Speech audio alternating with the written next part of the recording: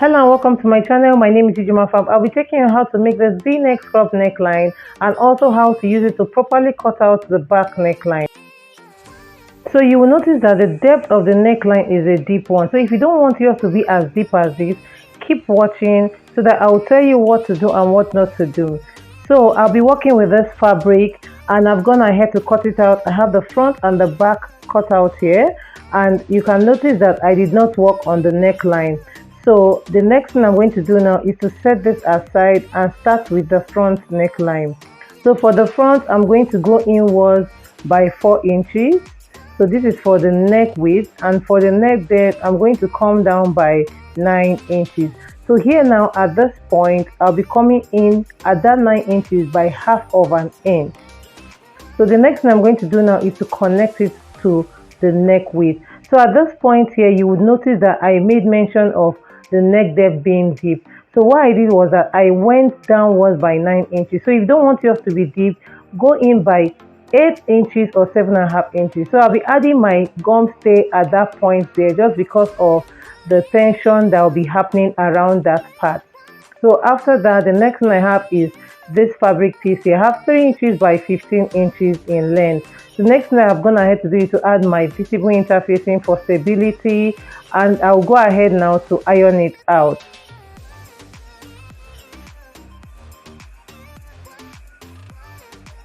So after ironing, the next thing I'm going to go ahead and do now is to insert it. So I'm going to place it like this. So just make sure that you have about ½ inch coming out at the top there, and I'll go ahead and use my pin to put it in place.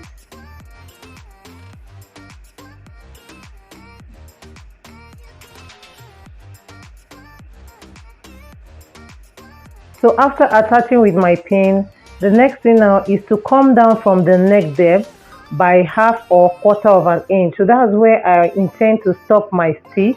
So my stitch is going to stop exactly where I'm marking. I'll repeat the same thing to the other piece.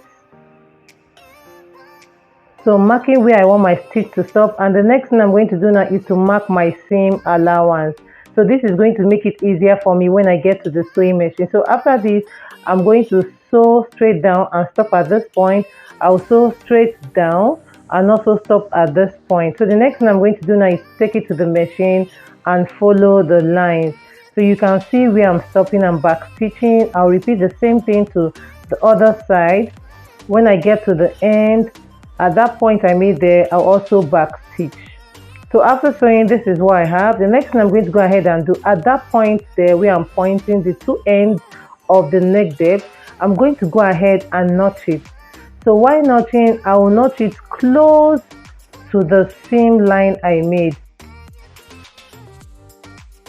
So when you're notching, you need to be careful. So be careful not to exceed the seam line. So you can see what I'm doing. Just notch it gently.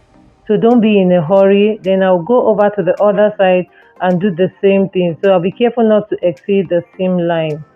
So after doing that, the next thing you can go ahead and do now is to fold this inside. You can go ahead and iron it now, but I want to fold it in properly. So I place it properly in the right way. I'll turn it to the back and also do the same thing. So I'm going to address this properly.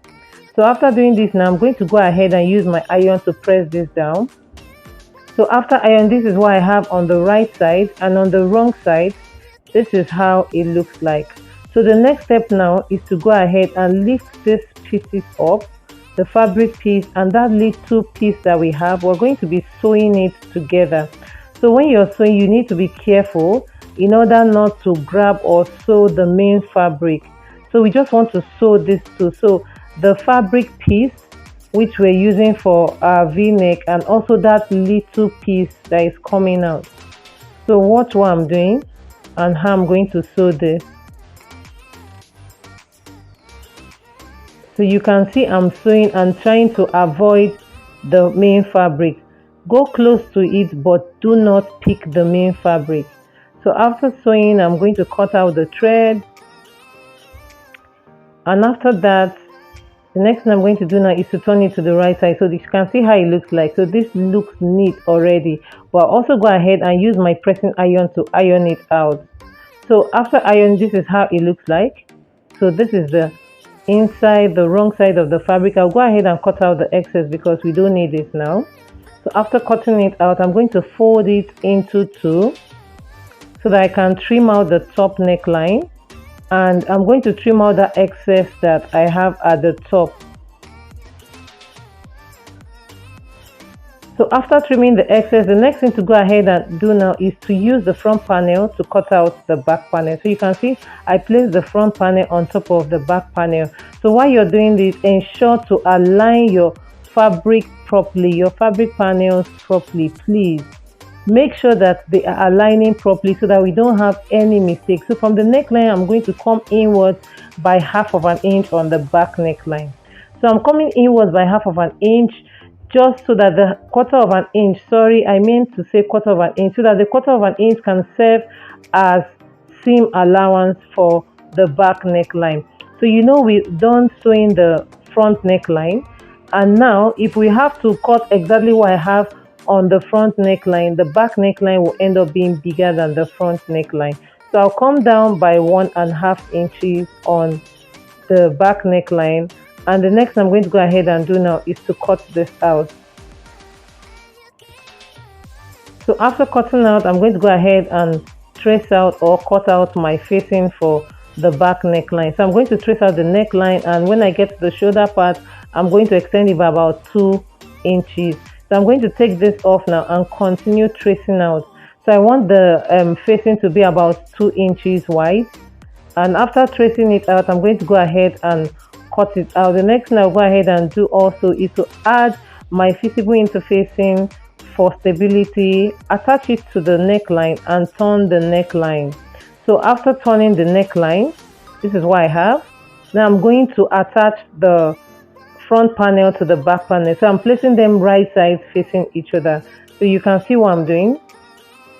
So at this point, you're going to go ahead and finish up the V neckline. So go ahead and use your interlocking machine to neatly finish it up by sewing it. So attach the shoulders properly, align them properly, so you can see at this point now that the necklines are matching with each other, so no one is bigger than the other. So I'm going to go ahead and close up the sides, close up the neckline, and show you how it looks like.